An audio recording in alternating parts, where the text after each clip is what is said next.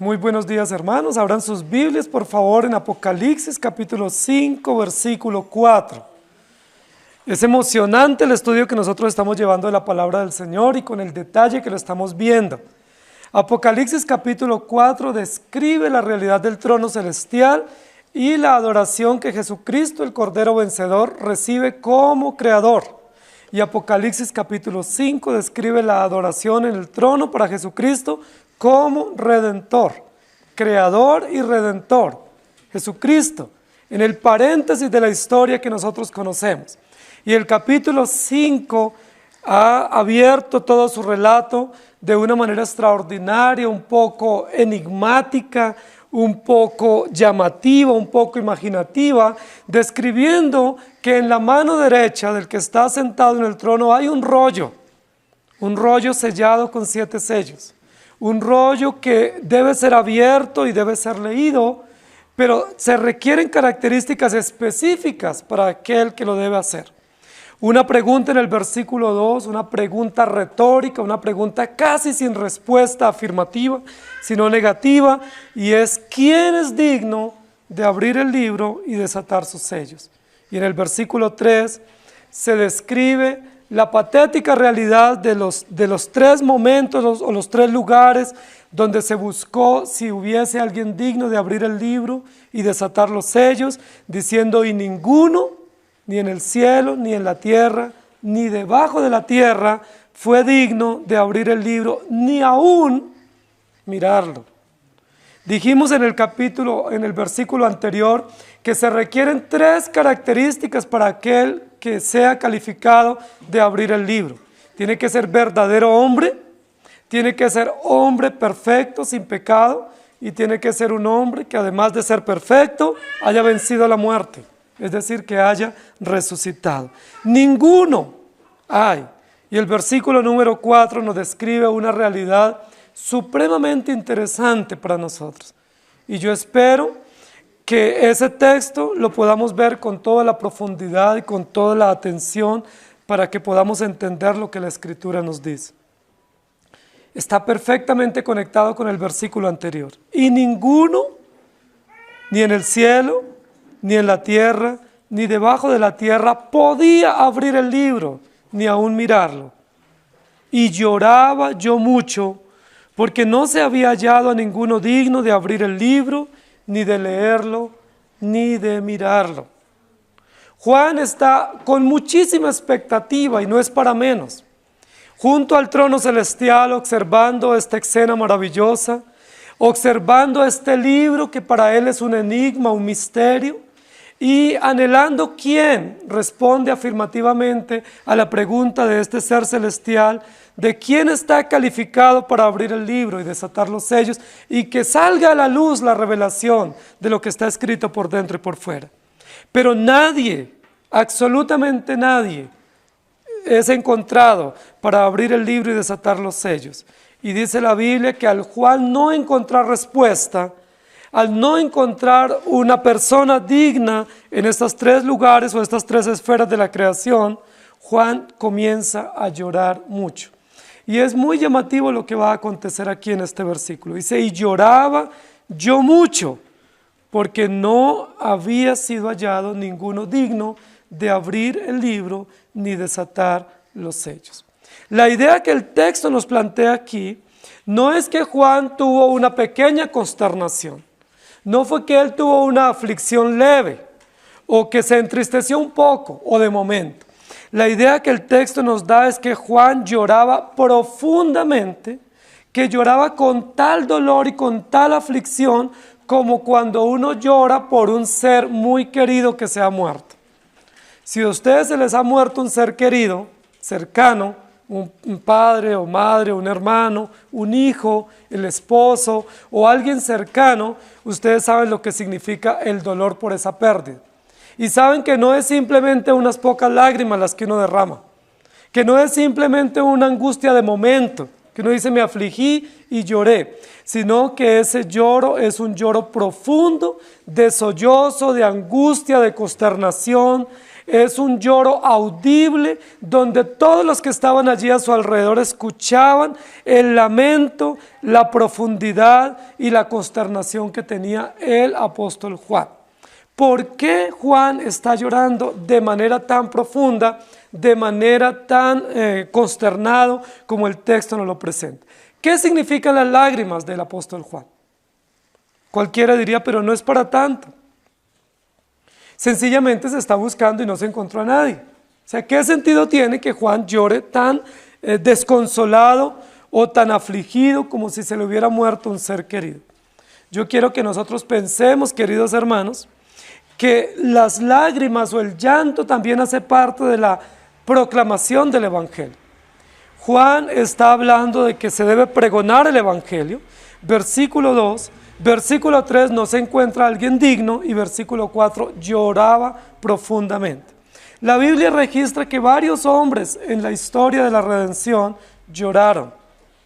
No lloraron de lástima, no lloraron de rabia, como muchas veces nosotros lloramos, no lloraron de impotencia. Tampoco fue un llanto de dolor emocional por alguna circunstancia, una pérdida, sino que fue un llanto profundo. La Biblia nos muestra, por ejemplo, que el profeta Isaías lloró, y lloró profundamente, consternado por el pecado y la rebeldía del pueblo de Israel. No lloró por sí mismo, sino porque el pueblo de Israel se había apartado de Dios, e Isaías prorrumpe en un llanto terrible contra la nación. La Biblia también nos dice que el profeta Jeremías lloró, pero el llanto del profeta Jeremías fue por la condición espiritual del pueblo de Israel y porque el pueblo no se arrepentía de su desobediencia. La Biblia dice que el apóstol Pablo lloró cuando fue a una ciudad y encontró que esa ciudad estaba entregada por entero a la idolatría. Y al él ver que toda la ciudad adoraba a ídolos falsos, dice la Biblia que el apóstol Pablo lloró. ¿Recuerdan que Jesucristo también lloró? Jesucristo lloró cuando iba descendiendo a Jerusalén para ser entregado, para ser muerto y crucificado. Dice la Biblia que Jesús lloró. Jerusalén en ese momento representaba una gran urbe, una metrópoli como las que nosotros tenemos, o como una ciudad en la cual vivimos. Y cuando Jesús desciende a Jerusalén, siendo Jerusalén la ciudad de paz, o la ciudad de Dios, o la ciudad donde estaba el trono y el templo de Jerusalén, dice la Biblia que Jesús lloró porque vio que Jerusalén era una ciudad entregada a la idolatría, que era una ciudad entregada a perseguir a los profetas, que mataba a los profetas, y que una vez Jesús llegara a Jerusalén, lo único que le esperaba era la muerte. Jesús es el último de los profetas, y Jesucristo, como el profeta de Dios, iba a ser muerto en Jerusalén. Jesús no llora porque lo van a matar, porque él sabía que ese era su propósito, esa era su disposición. Él había firmado su rostro previamente para ir a Jerusalén. Jesús llora no por él, sino por Jerusalén, porque Jerusalén es una ciudad malvada, Jerusalén es una ciudad indolente, y Jerusalén va a matar al autor de la vida. Y las consecuencias que vienen para Jerusalén son terribles, y dice la Biblia que Jesús lloró sobre Jerusalén. Isaías 22:4 dice: por esto dije, dejadme, lloraré amargamente. No os afanéis por consolarme de la destrucción de la hija de mi pueblo. Lloraré amargamente. Jeremías 9:19. Porque de Sión fue oída voz de endecha. ¿Cómo hemos sido destruidos? En gran manera hemos sido avergonzados, porque abandonamos la tierra, porque han destruido nuestras moradas. Voz de endecha. La endecha se hace cuando alguien muere, ¿sí? Cuando hay profundo dolor. Hechos 17:16. Mientras Pablo nos esperaba en Atenas, su espíritu se enardecía viendo la ciudad entregada a la idolatría. En Zacarías 10:2 dice: porque los terafines han dado vanos oráculos y los adivinos han visto mentira. Han hablado sueños vanos y vano es su consuelo, por lo cual el pueblo vaga como ovejas y sufre porque no tiene pastor. Mateo 9, 35 al 38 dice: recorría Jesús todas las ciudades y aldeas, enseñando en las sinagogas de ellos y predicando el evangelio del reino, y sanando toda enfermedad y toda dolencia en el pueblo. Y al ver las multitudes tuvo compasión de ellas, porque estaban desamparadas y dispersas como ovejas que no tienen pastor. Entonces dijo a sus discípulos: a la verdad la mies es mucha, mas los obreros pocos. Rogad pues al Señor de la mies que envíe obreros a su mies. El título de nuestra enseñanza hoy es Y lloraba mucho. Y lloraba mucho el apóstol Juan. Y yo quiero que nosotros miremos un poco las razones del llanto del apóstol Juan y cómo nosotros debemos reaccionar. La Biblia dice que lloraba porque no se había hallado ninguno digno de abrir el libro. Queridos hermanos, Dios creó al hombre para un propósito. Dios creó al hombre para su propia gloria. Dice la Escritura, lo resumen bien nuestros documentos históricos.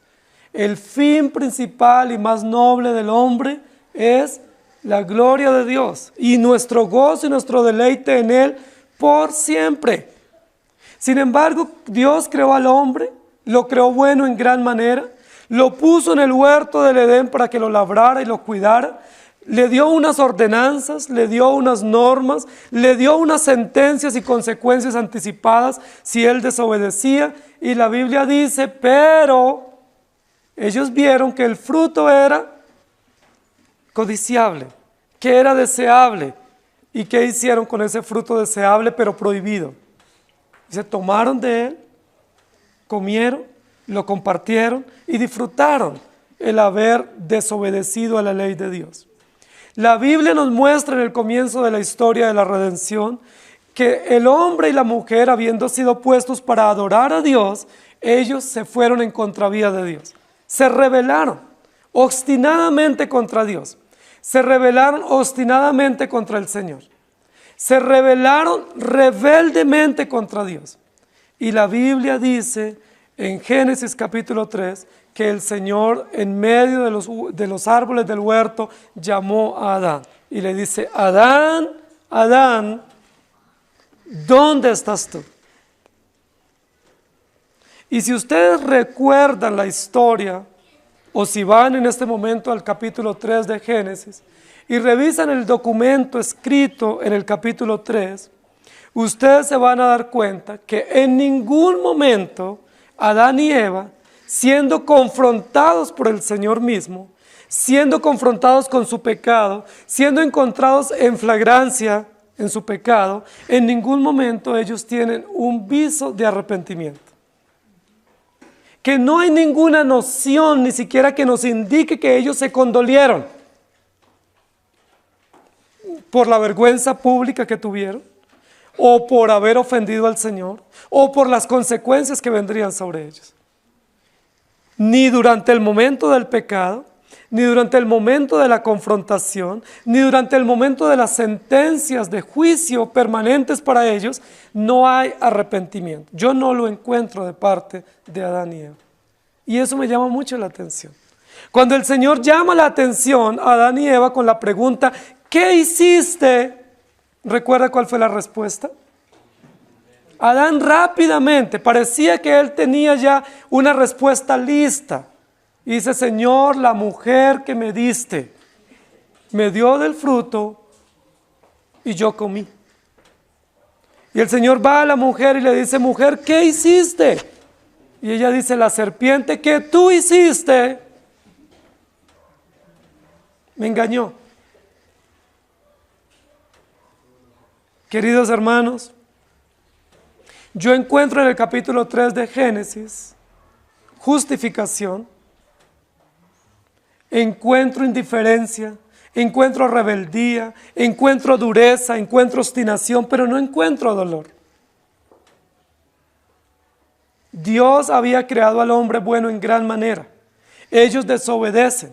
¿Qué esperaríamos frente a la confrontación en flagrancia? ¿Qué deberíamos esperar? Arrepentimiento. Y arrepentimiento con lágrimas.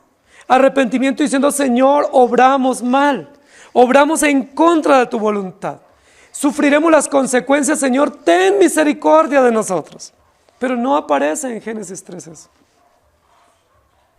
Encontramos más bien un hombre y una mujer que aprendieron a justificarse, que aprendieron a tapar las evidencias del pecado, lo cubren con hojas, que aprenden a esconderse, que no tienen temor, que no tienen respeto a la ley de Dios, que no tienen dolor por las ofensas al Señor.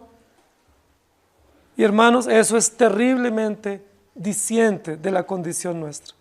Lo que dice la Escritura es que en Adán todos somos pecadores y que en Adán todos reaccionamos igual.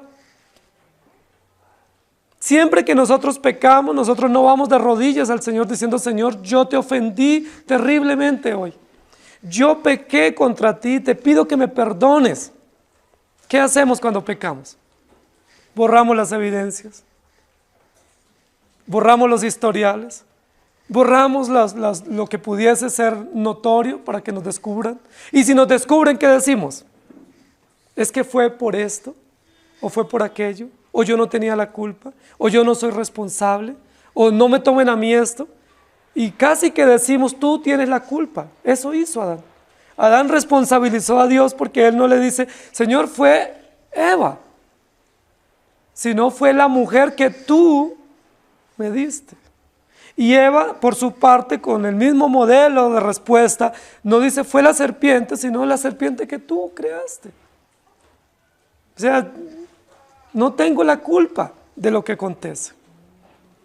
Hermanos queridos, el diseño de Dios es que frente al pecado nosotros nos condolamos.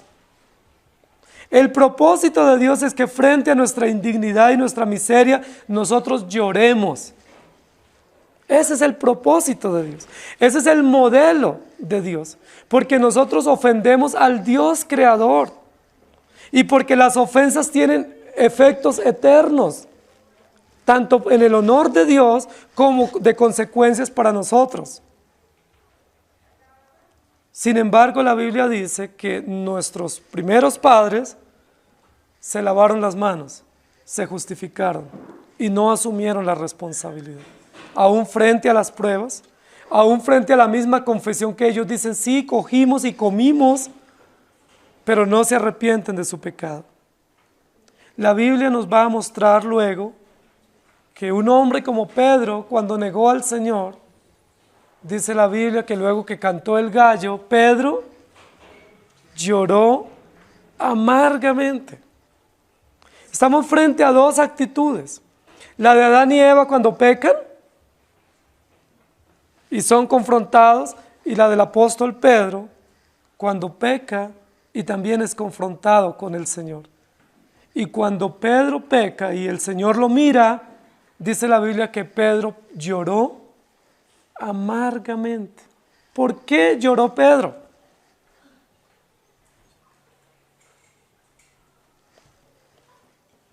Y aquí nos encontramos con otro apóstol, el apóstol Juan. Y lloraba yo mucho. Y lloraba yo mucho. Yo quisiera preguntarles, ¿cuánto hace que ustedes no lloran? Es probable que usted diga, no, yo lloré esta mañana, pero de mucha rabia. O lloré de impotencia. O yo lloré porque me sentí frustrado. O me gusta usar las lágrimas para manipular.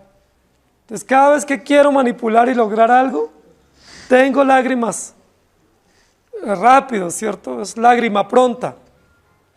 Para manipular, para hacer que se hagan las cosas a mi favor. Pero yo no estoy preguntando por este tipo de lágrimas, porque probablemente todos hemos llorado esta semana, por dolor, por frustración, por impotencia, por rabia, por humillación, pero no son estas las lágrimas que el texto nos va a plantear hoy. El texto nos va a plantear otro tipo de lágrimas, que son las lágrimas frente a nuestro Dios, por nuestra indignidad, por nuestra imposibilidad de acceder a Dios, por nuestra miseria espiritual, por los pecados que nosotros cometemos. Siendo que nosotros pecamos a diario, eso lo dice la Biblia, y ya creo que en la mayoría de los que estamos aquí somos conscientes de que ofendemos a nuestro Dios deliberadamente a diario. ¿Qué deberíamos hacer a diario? Llorar. Llorar amargamente diciéndole: Señor, hoy volví y te ofendí, ten misericordia de mí. Pero ¿saben qué hemos aprendido a hacer hábilmente con la doctrina que tenemos? Señor, yo hoy te ofendí porque soy pecador. Lo solucionamos con doctrina. Lo solucionamos con un concepto doctrinal ecuánime, pero sin involucrar nuestras emociones y nuestra responsabilidad. Lo solucionamos diciendo: bueno, pues es que la salvación es por gracia. Es verdad, la salvación es por gracia, pero una vez somos salvos, Dios compromete nuestras emociones, compromete nuestro ser a tal punto que no podemos quedar indolentes o ajenos ante nuestras ofensas frente a Dios. Yo no pudiera decir: bueno, yo volví a pecar porque pues soy pecador. O yo otra vez ofendí, pero bueno, la salvación es por gracia. Esa sería una autojustificación en conceptos doctrinales sin el debido entendimiento. Lo que nosotros debiéramos decir es: yo hoy volví a pecar porque soy pecador. Señor, caigo de rodillas, ten misericordia de mí. Porque si bien es cierto, la salvación es por gracia, mi deber y mi responsabilidad como cristiano y la acción propia del Espíritu Santo es llamarme al arrepentimiento. Y yo no puedo dejar de pecar. Señor, ayúdame. Y suplicar con lágrimas: Señor, cuán sucio soy, cuán miserable soy, cuán desvergonzado soy de pecar y decir: Señor, pues no pasó nada. Porque eso sería obstinación, sería indolencia, sería indiferencia, y se llama también en la Biblia incredulidad. El apóstol Juan dice: y lloraba yo mucho. Y yo quisiera que tú ahí en tu silla, escuchando esta enseñanza, estés pensando: ¿cuánto hace que yo no lloro? Arrepintiéndome. Si hace un mes que no lloro, ¿significa que hace un mes que no peco? O si hace un mes que no lloro, pero peco a diario, entonces, ¿no será que he perdido el entendimiento de mi compromiso de arrepentimiento, de mi entrega, de la ofensa grave de mis pecados para con el Señor? El apóstol Juan está llorando desconsolado. Hay dos voces simultáneas en el cielo, en esta escena del relato. Una es la voz del pregón del ángel, un pregón con una voz potente, con una voz que retumba en todos los confines de la tierra, y es: ¿quién es digno de abrir el libro y desatar sus sellos? Inmediatamente un silencio, no hay nadie digno, y luego un llanto profundo del apóstol Juan llorando. Ahora uno diría: ¿por qué llora Juan? Si Juan era el apóstol, era el discípulo amado, era un hombre extraordinario, predicando y enseñando, un apóstol amoroso y cariñoso. ¿Por qué llora? Ahí él da la respuesta: porque no se había hallado a ninguno digno, incluido Juan. ¿Qué es lo que este pregón del ángel y este silencio posterior produce en Juan? Una terrible conciencia de su indignidad. Y yo quiero que notemos el efecto de esta visión. Porque si bien es cierto, el centro de la visión es Cristo, y el libro que está en la mano derecha, esa visión que es el centro o la centralidad del trono tiene un efecto. Y tiene un efecto para el oyente o para el que está participando de esta visión. Y el efecto es mi indignidad mi miseria.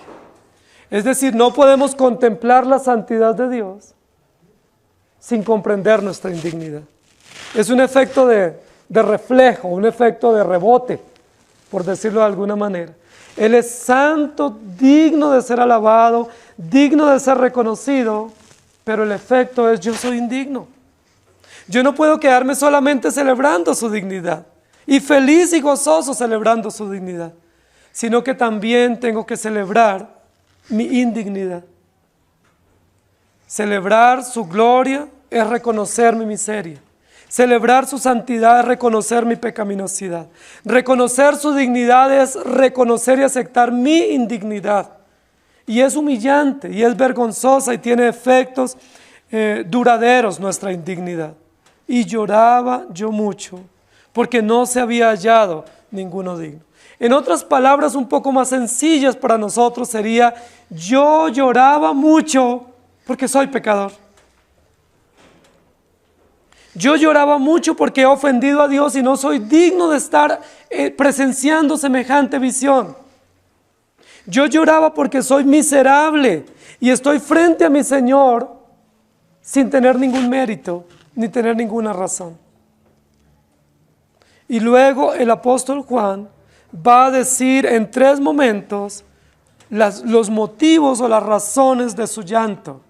Y no tiene nada que ver con los llantos nuestros, porque los llantos nuestros son de rebeldía, de venganza o de dolor físico, simplemente, o dolor emocional, pero no tiene que ver con un llanto relacionado con la redención o con nuestra miseria frente a la justicia y a la salvación de nuestro Dios. Dice: yo lloraba mucho porque no se había hallado ninguno digno de abrir el libro, ni de leerlo, ni de mirarlo. Es contundente. El versículo anterior dice: no se halló ninguno digno ni en el cielo, ni en la tierra, ni debajo de la tierra. 3 lugares. Y ahora el versículo número 4 va a hablar de 3 acciones que se requiere para esa persona digna de tomar el libro: abrirlo, leerlo y mirarlo. ¿Qué es lo que el apóstol Juan está pensando? Inspirado por el Espíritu Santo, ¿por qué tiene tanta importancia ese libro? ¿Por qué es tan importante este libro, queridos hermanos? No es un libro cualquiera, no es un libro que pueda despreciarse, no es un libro que se pueda ignorar sin sufrir las consecuencias. ¿Por qué es tan importante este libro? ¿Por qué es importante abrirlo? ¿Por qué es importante leerlo? ¿Y por qué es importante mirarlo? ¿Qué es lo que Juan está diciendo? Y allí nos vamos a encontrar en la disyuntiva de lo que nos va a presentar la Escritura a lo largo de la historia. Y es el plan de la redención. ¿Para quiénes? Para un pueblo destituido de la gloria de Dios. Vamos a ver los 2 elementos juntos: la justicia y la misericordia en pro del cumplimiento del plan de la redención. No sé si ustedes recuerden, pero cuando expusimos el versículo 1 del capítulo 5, dijimos que ese libro es el libro del pacto. Ya lo olvidamos, ¿cierto? Es el libro del pacto. Es decir, es el libro donde están contenidas todas las disposiciones, todas las sentencias, todas las prerrogativas del pacto eterno de redención. Dijimos que este libro, que se llama la Palabra de Dios o las Sagradas Escrituras o la Ley de Dios, es el libro del pacto de Dios. Dios determinó salvar a su pueblo desde la eternidad. Lo dejó por escrito en su decreto eterno, pero en la historia lo debe manifestar. Por eso hice la alusión a Génesis capítulo 3. En la historia se debe manifestar el pacto eterno de redención. Y el pacto eterno de redención tiene 3 momentos históricos extraordinarios que forman un único hilo conductor para aquellos que necesitamos comprender un poco más el pacto eterno. En muchos contextos nos van a decir que hay por lo menos 2 pactos, ¿cierto? Uno en el Antiguo Testamento y otro en el Nuevo. Eso dicen muchos hermanos queridos nuestros. Otros, que no sé si son hermanos o no, dicen que hay por lo menos 7 pactos.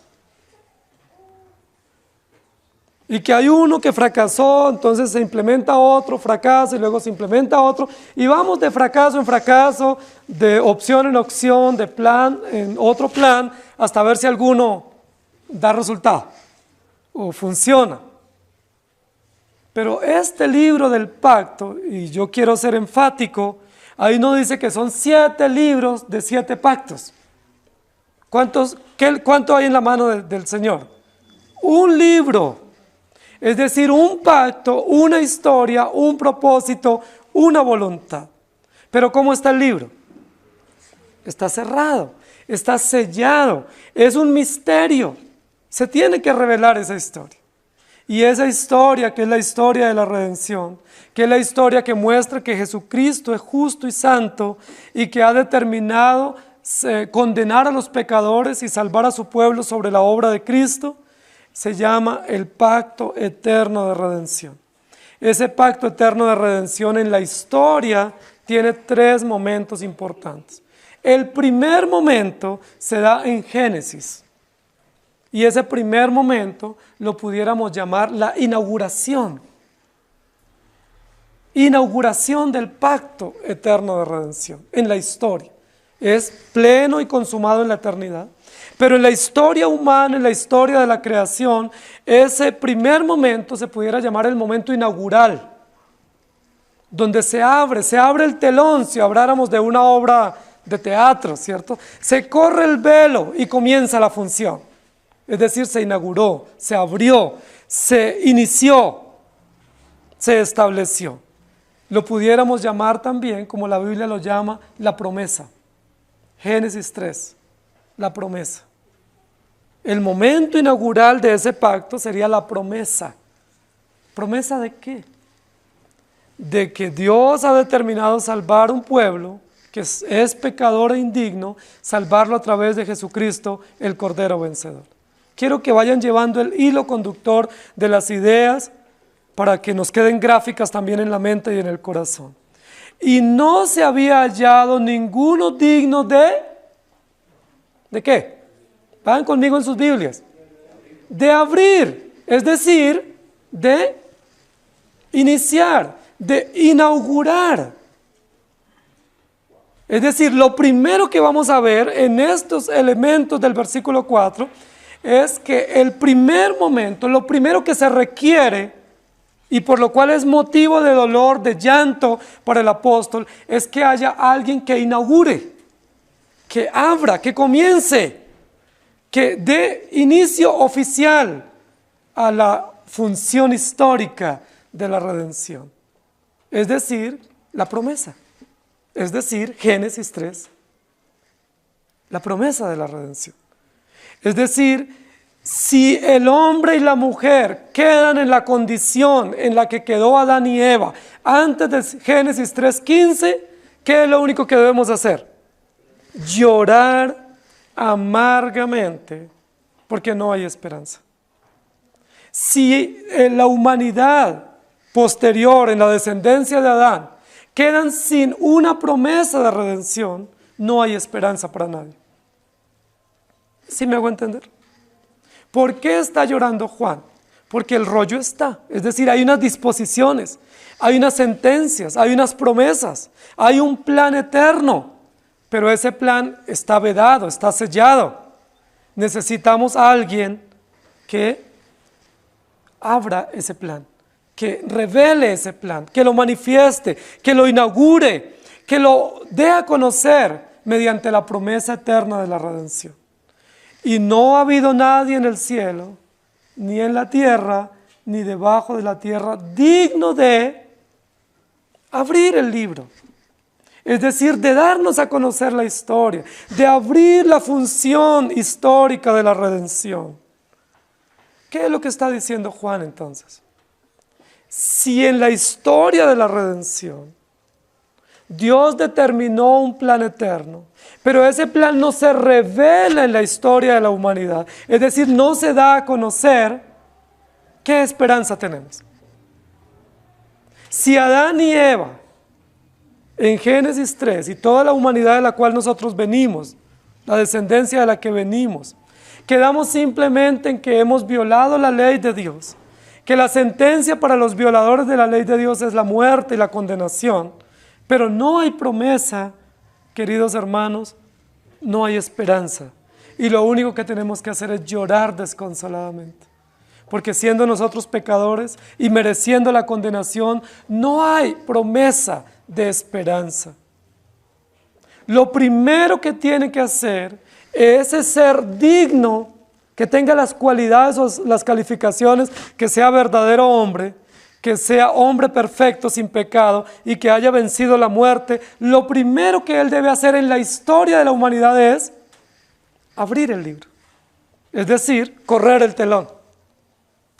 Es decir, inaugurar la obra, establecer su reino, su historia de redención sobre la base de la promesa, sobre la base de la promesa del que va a venir, que se va a mostrar en el que está sentado en el trono. Y por eso es tan importante, si ustedes revisan un poco allí en los textos anteriores, se ha preguntado, se ha hecho énfasis en que el libro está cerrado y es necesario que se abra. El versículo 2, la pregunta es, ¿quién es digno de abrir? Versículo 3, y ninguno podía abrir. Y versículo 4, ninguno digno de abrir. Y luego el versículo 5 seguirá hablando de abrir. Abrir es iniciar, es inaugurar, es comenzar, se abre. Hay una gran expectativa. Sí, ahora que estamos en los Juegos Olímpicos, hay una expectativa, pero la competencia no es oficial hasta que no se dé el pitazo final o el disparo o la señal y se abre la función y ahí todos tienen que avanzar. De lo contrario, antes es un preámbulo. La historia de la redención necesita una inauguración oficial, una apertura, y el que la puede abrir es el que es digno.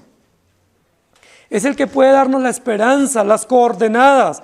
De lo contrario, si ese libro que contiene las disposiciones pactuales no se abre, no hay esperanza de redención. Seguirá como un enigma, seguirá como un documento fiel, veraz, justo, pero sin implicación para los seres humanos, de tal manera que disfruten y tengan esperanza. Y por eso Juan dice, lloraba yo mucho. Y no es para menos, porque pese a que Juan ya había entendido el plan de redención, pese a que Juan había sido alcanzado por gracia, él dice, si no se concretan todos los elementos y no se termina la historia, todo lo que se ha avanzado puede fracasar, porque es necesario que todo tenga un comienzo y un final perfecto. Romanos 8, 19 al 23 dice, porque el anhelo ardiente de la creación es el aguardar la manifestación de los hijos de Dios, porque la creación fue sujetada a vanidad, no por su propia voluntad, sino por causa del que la sujetó en esperanza, porque también la creación misma será libertada de la esclavitud de corrupción, a la libertad gloriosa de los hijos de Dios, porque sabemos que toda la creación gime a una, y a una está con dolores de parto hasta ahora, y no solo ella, sino que también nosotros mismos, que tenemos las primicias del Espíritu. Nosotros también gemimos dentro de nosotros mismos, esperando la adopción, la redención de nuestro cuerpo. Lloramos, gemimos, clamamos, diciendo, Señor, cumple tu perfecto plan de la redención. Si recordamos el capítulo 4 de Génesis, dice la Biblia que hubo una ofrenda de Caín y Abel, pero luego Caín se ensañó contra su hermano Abel, lo invitó al campo y se levantó contra él y lo mató. Cuando el Señor va y le pide cuentas a Caín, Caín, ¿dónde está Abel tu hermano? Lloró Caín, ¿cierto? Se inclinó y dijo, Señor, maté a mi hermano, qué miserable soy. Soy el primer asesino. ¿Recuerdan la respuesta de Caín? ¿Soy yo acaso guarda de mi hermano? Pregunta desafiante, pregunta más bien implicando a Dios, diciéndole, Señor, pues si usted no sabe, ese es su problema. ¿Quién me dijo que yo tengo que cuidar de él o velar de él? Con el mismo patrón de respuesta que tuvo Adán. y Eva. El mismo modelo. Pero recuerden que ya Adán y Eva habían recibido la promesa. Y como ellos tenían la promesa inaugural del pacto de redención, tenían la confianza de que ya la historia estaba avanzando, ya se estaban dando los albores de esa historia redentiva. Por eso Caín y Abel llevan ofrenda al Señor. Y por eso Eva, cuando es privada de su hijo Abel, tiene un tercer hijo y le llama por nombre Set, sustituto. Este me sustituirá. Y Cristo es nuestro verdadero sustituto. ¿Sí me hago entender lo que estoy diciendo? Si no hay esperanza de redención, si no hay promesa pactual, debemos llorar desconsoladamente, porque no hay esperanza en medio de nuestros pecados. Porque lo único que tenemos es condenación asegurada. Ahora no tenemos condenación porque ninguna condenación hay para los que están en Cristo Jesús. Pero cuando pecamos, ¿qué debemos hacer? ¿Defendernos de la doctrina? No, humillarnos y decir, Señor, pese a que somos tus hijos, a que no hay condenación, perdónanos por los sinvergüenzas que somos, de pecar tan abiertamente, de responderte a ti con tanta osadía y con tanto atrevimiento, y llorar amargamente y decir, Señor, tú lo sabes todo, como dijo el apóstol Pedro. Lo segundo que se requiere para este libro no es solamente que se abra, sino que también que se lea. Posiblemente muchos de ustedes tienen libros importantes en su casa, pero si no los leen, no es suficiente tenerlos. Es como tener la medicina, pero no tomárnosla. Todos tenemos este libro sagrado en nuestras manos. Lo tenemos, ¿cierto? Se lo hemos comprado a nuestros hijos pequeños, pero no es suficiente tenerlo. No es suficiente abrirlo en el Salmo 91. ¿Qué necesitamos además de leerlo, de abrirlo? ¿Qué debemos hacer? Ya les di la respuesta, ¿no? Leerlo. Leerlo. ¿Con qué frecuencia debemos leerlo? ¿Cada cuánto lee usted la Biblia? ¿La lee todos los días? Si no la lee, le produce mucha tristeza de no haber podido leer este libro sagrado. ¿Llora usted por la noche diciendo, mire Señor, me ocupé en tantas cosas, fui, vine, hice, compré, vendí y no leí tu palabra? ¿Les da tristeza no leer la Biblia? ¿O se dan cuenta a los 8 días que no la leyeron? ¿O hoy se están dando cuenta de que no la leyeron por varios días? Hermanos, lo que la Biblia nos está diciendo acá es importante tenerlo en cuenta. Porque si nosotros no leemos este libro sagrado, nosotros debemos llorar pidiendo perdón al Señor. Es un pecado grave. Es probable que usted diga, no, yo esta semana no he pecado, solo que no leí la Biblia. Bueno, eso es un pecado grave. No orar es un pecado grave. No congregarnos es un pecado grave. Porque es una ofensa a los mandatos de Dios, a las disposiciones del pacto. Pero en términos de la línea que estamos exponiendo en esta mañana, no había ninguno digno de abrir, es decir, de inaugurar la historia, ni de leer, es decir, de cumplir. ¿Quién es el que lee una sentencia? Es un juez, es el que dictamina, es el que determina, es el que hace oficial un documento, un dictamen o un edicto. ¿Sí? No estamos hablando simplemente de una lectura casual. Aquí estamos hablando de una lectura de un libro oficial. Estamos hablando de una lectura que es una lectura judicial, una lectura de un documento forense que tiene connotaciones judiciales, jurídicas, oficiales a largo plazo. No estamos hablando de que simplemente abrió y pasó la hoja y leyó algo. Estamos hablando de que el libro fue abierto, es decir, la historia se inauguró, pero luego esta historia tiene que cumplirse. Esta historia tiene que tener fiel cumplimiento en todas las disposiciones que están allí escritas. Queridos hermanos, ¿ha habido alguien digno de inaugurar la historia? ¿Ha habido alguien digno de cumplir esta historia? Y nosotros ya nos ubicamos en el momento del cumplimiento de las profecías mesiánicas. La historia se abre en Génesis 1. Se nos da la promesa y sobre la base de la promesa todos por fe caminaron viendo al invisible. Lo leímos hace un rato. Por la fe abrazaron las promesas. Por la fe abrazaron los deberes de obediencia. Por la fe, con la expectativa, con la añoranza, con los brazos abiertos, viendo al que había de venir. Pero si el que había de venir no viene, ¿qué acontece con la historia? Todo fracasa. Es simplemente una historia que comienza con una buena expectativa, pero que a mitad del camino se frustró. Es necesario que todas las profecías se cumplan. ¿Cuál fue el pregón de los profetas del Antiguo Testamento? Por los cuales fueron martirizados, torturados, desterrados. ¿Qué pregonaban los profetas mesiánicos? Viene un rey, viene un profeta, viene un cumplidor, ¿sí? Todos estos becerros que sacrificamos son simplemente un anuncio, son simplemente una señal inequívoca de que muy pronto vendrá el cumplidor del pacto.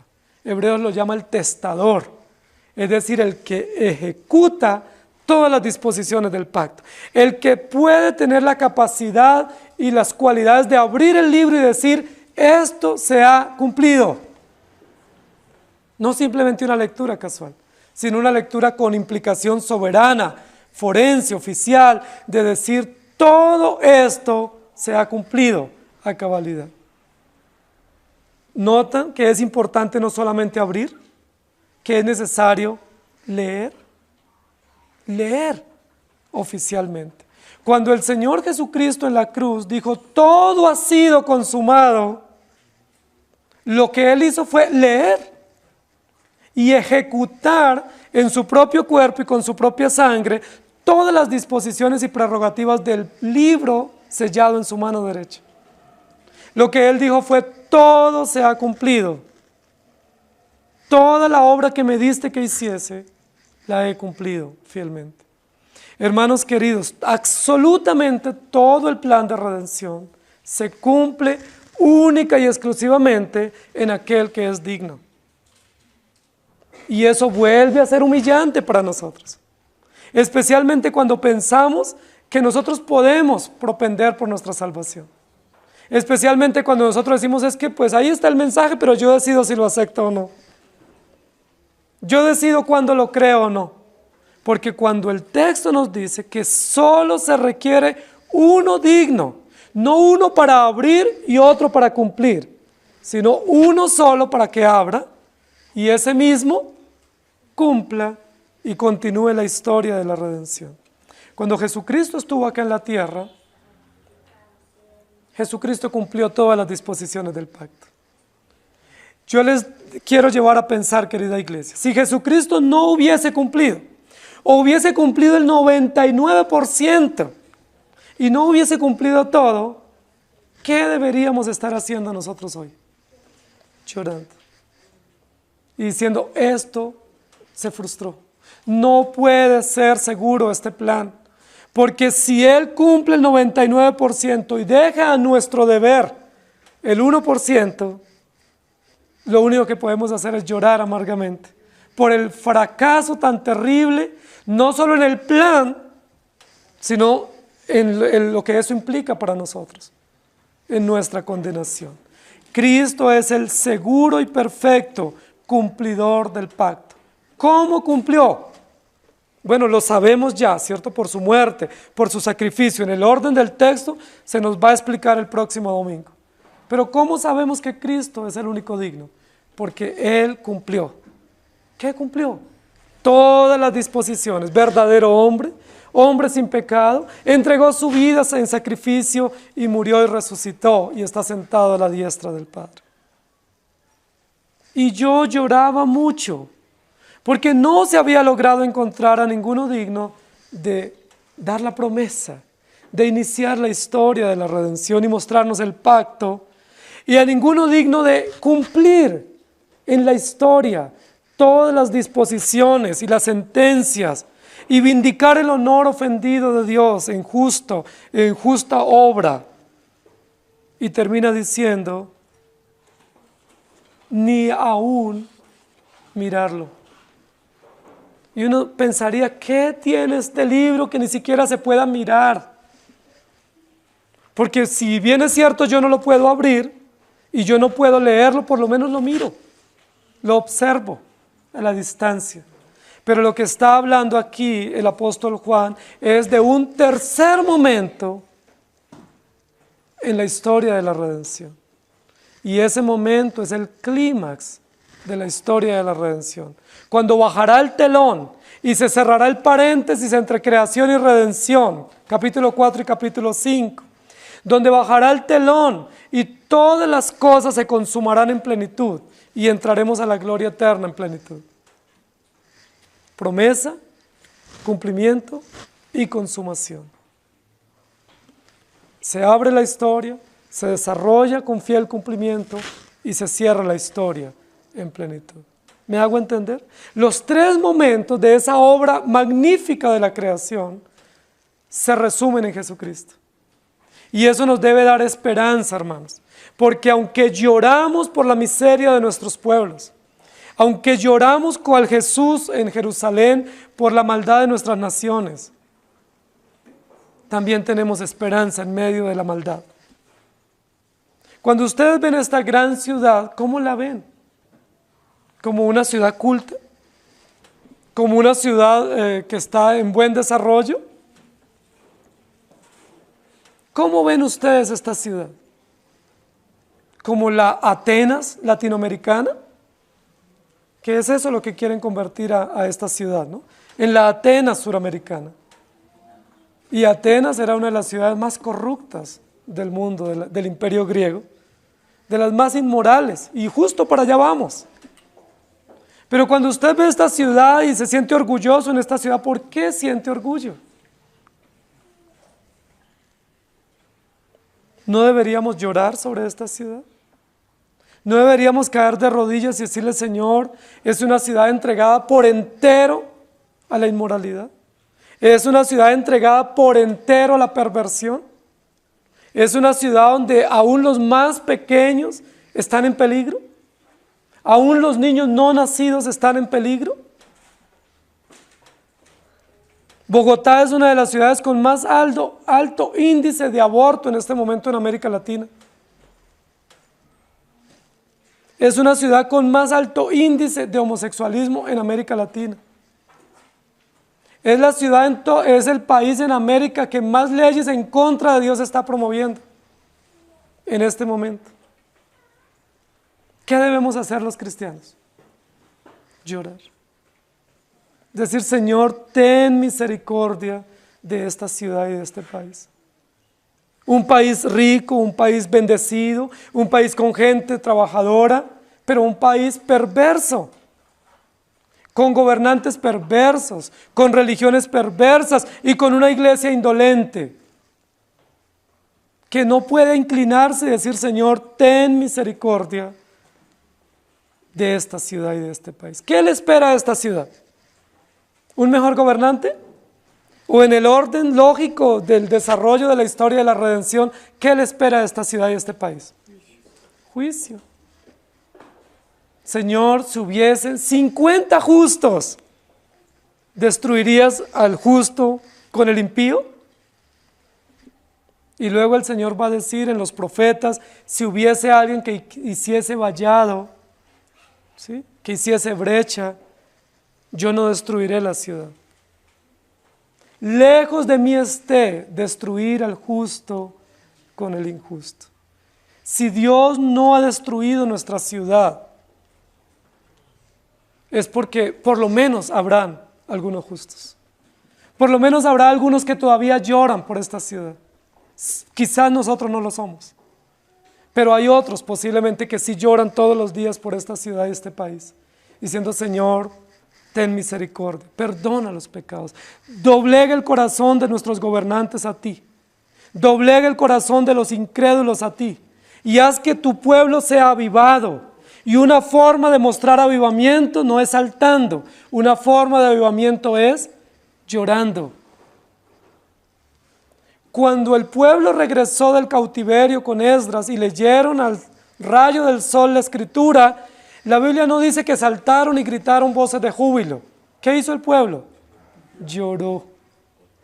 Y fue un avivamiento. Cuando Josías descubrió y desempolvó este libro, lo abrió, lo leyó, el pueblo no saltó. ¿Qué hizo? Lloró. Una prueba genuina de avivamiento es llorar, decir: Señor, perdónanos, somos indignos, somos indolentes, y llorar profundamente y suplicar su misericordia. Inauguración, cumplimiento y consumación. El tercer momento en esta historia es: no había ninguno digno ni siquiera de mirar este libro. El libro ya fue expuesto, fue abierto. Jesucristo inauguró el pacto en Génesis 1. Inauguró la historia, puso al hombre en el Edén. El hombre violó las normas del pacto y Dios le da la promesa redentiva. En ti serán benditas todas las familias de la tierra. Todos los que sean de la fe de Abraham serán salvos. Tú y tu descendencia y los hijos de tus hijos después de ti hallarán gracia ante mis ojos. Promesas de pacto. Sacramentos, señales pactuales, vemos en el Antiguo Testamento sobre la base de la promesa, pero en el Nuevo Testamento los vemos sobre la base del cumplimiento. He aquí el Cordero de Dios que quita el pecado del mundo. El reino ya no se aproxima, el reino ya está entre vosotros. Jesucristo dijo, y todo ha sido cumplido. Pero luego vamos a mirar el tercer momento y es ni aún mirar el libro. Y ahí me llama mucho la atención, porque el orden lógico para nosotros sería mirar, luego abrir y luego leer. ¿Estamos de acuerdo?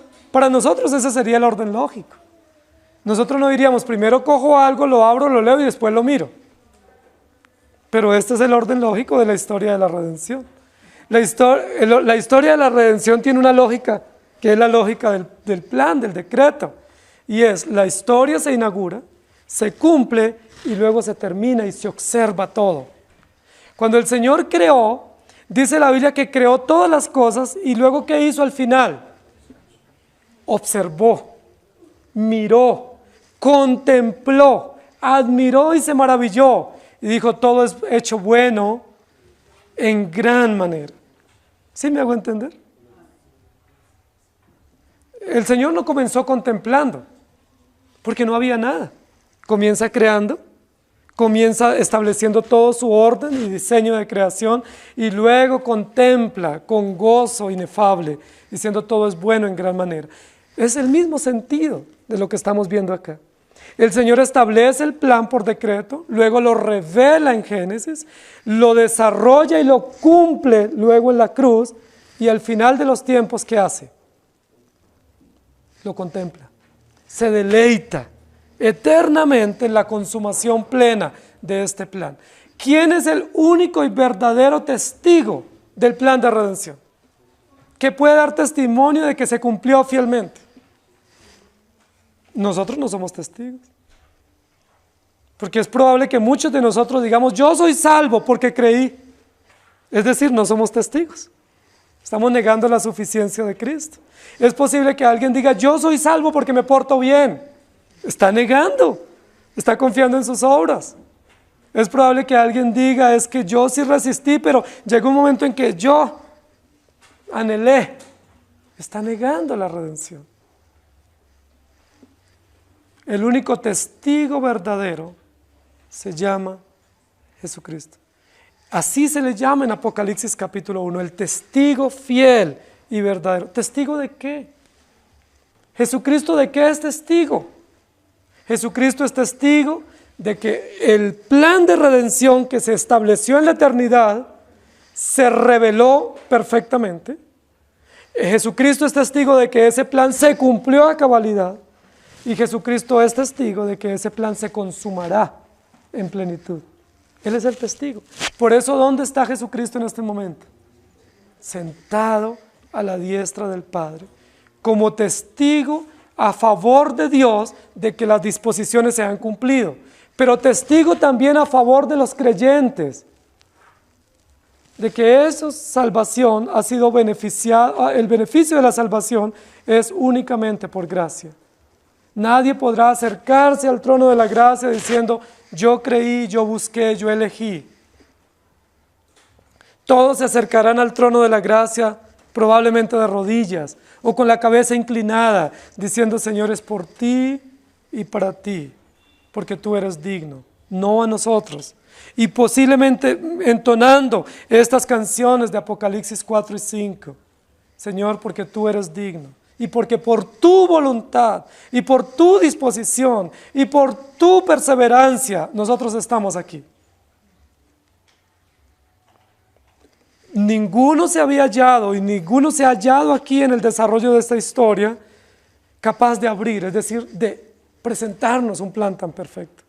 Ninguno capaz de leer, es decir, dictar sentencia o dictaminar o cumplir como sacerdote, como juez, las disposiciones del pacto, como lo hizo Cristo.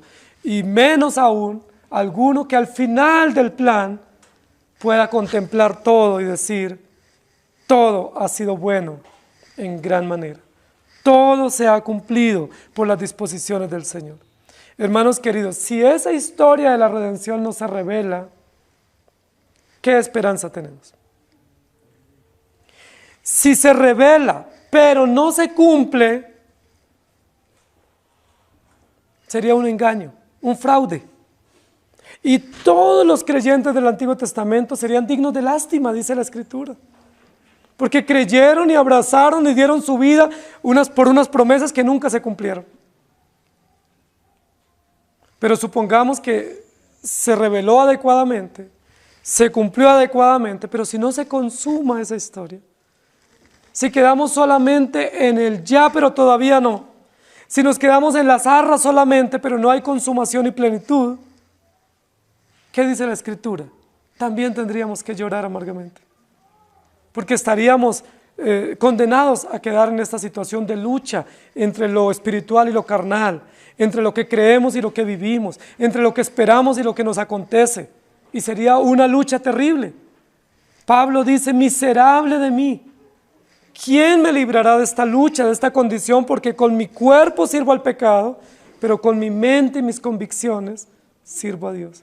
Pero gracias sean dadas a Dios por Jesucristo, porque aquel que abrió el libro lo cumplió eficazmente y ya hemos visto su cumplimiento histórico, pero aguardamos con la misma esperanza de los creyentes del Antiguo Testamento la consumación. Amén. Y esa consumación puede ser hoy o puede ser mañana. No sabemos el momento. La Biblia dice que está a las puertas, que cuando menos pensemos, el Señor irrumpirá en el firmamento, en caballo blanco y con trompeta, para dar por finalizada esta historia, este paréntesis temporal, y consumar en plenitud la historia de la redención. Y todos cantaremos, Señor, porque tú eres digno. Mientras eso acontece, ¿saben qué tenemos que hacer? Llorar. Mientras el Señor nuestro Dios aparece en el firmamento, usted y yo tenemos que llorar, porque todos los días ofendemos al Señor. Justo en este momento le estamos ofendiendo. Y lo único que tenemos que decir, Señor, ten misericordia de nosotros. Amén. Inclinen su rostro, por favor.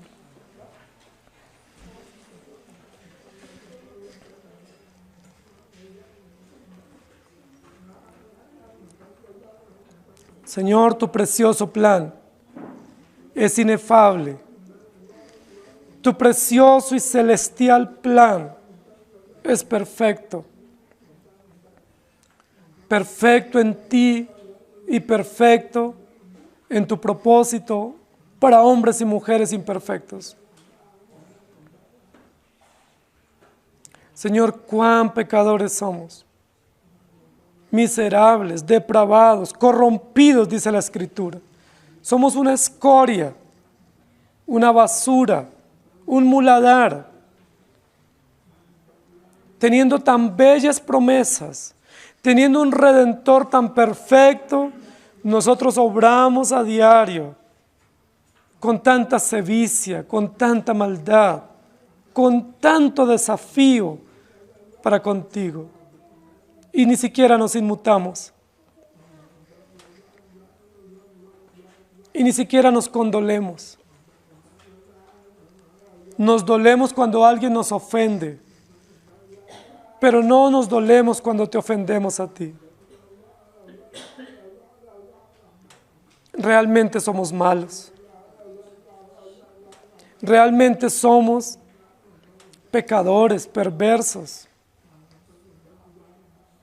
No hay duda.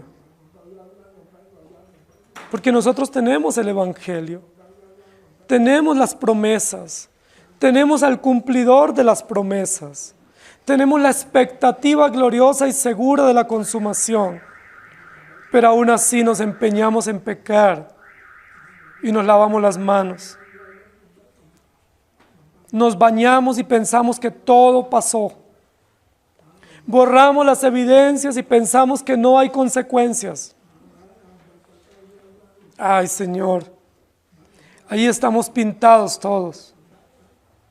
Hacemos honor a Adán, nuestro padre.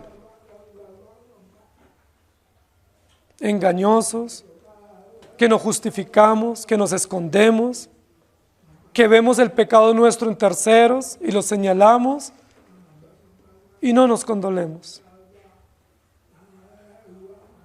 Señor, quebrántanos. Si no nos podemos quebrantar junto a tu trono, es una clara evidencia de que no hemos nacido de nuevo.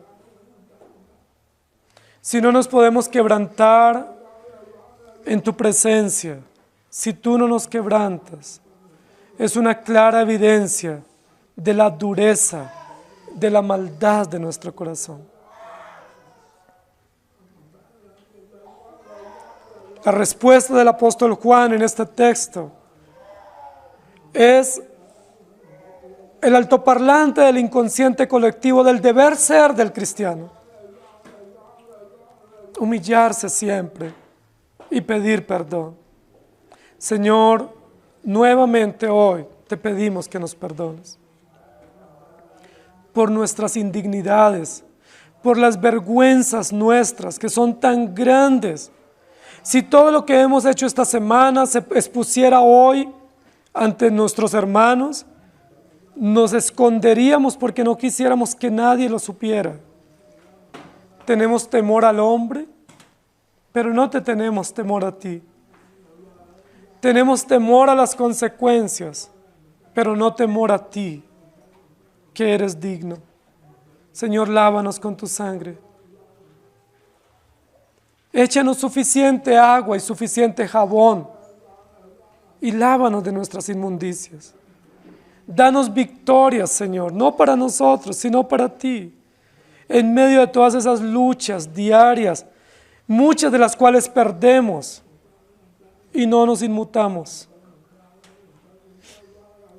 Acusamos a nuestros hermanos arminianos de su doctrina, pero nosotros nos escondemos de nuestra doctrina para no arrepentirnos. Nos escondemos de nuestros conceptos ortodoxos para no sentir dolor y aflicción por nuestro pecado. Señor, ayúdanos y permítenos no contemplar nuestra miseria, sino contemplarte a ti, al que es digno por siempre. A Él sea la gloria. En Cristo Jesús. Amén. Señor les bendiga, hermanos.